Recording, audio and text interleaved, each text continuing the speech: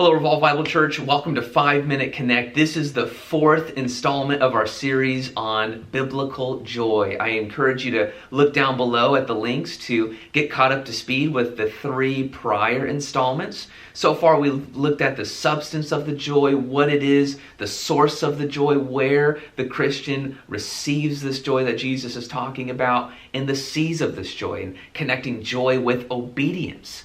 And how when we obey Christ, we are plunged in His love and thus fueled up with the joy that comes from His love. Today I want to look at kind of the negative aspect of that, how we lose joy. And it is when we do not keep His commandments, when we disobey. Now Jesus here is not talking about perfect obedience. Nobody is perfect besides Christ. We are all sinners who fall short of the glory of God. Jesus is not worried about perfection. He's concerned about direction, as one pastor put it.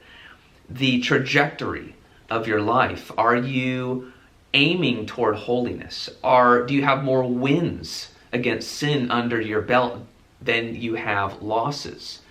Or are you living your life as if you were a slave to sin, as if sin were reigning in your mortal body once again?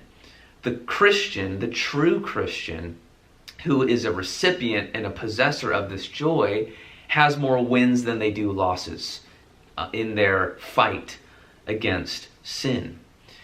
To disobey Christ would be to surrender the joy that you have in Christ. And what a motivation that we have to kill sin in our life. It is true that sin is pleasurable for a season, but it eventually will betray you. It will eventually lead to sorrow and grief in your life. But as we fight to not disobey, but to obey, we will find ourselves deeply glad that we did. So Christian, I encourage you to take account of your life to see what sins that you need to fight and put down in order to no longer be someone who is taken advantage of by sin, and no longer someone who's living their life with tiny, puny joy that simply comes from this world.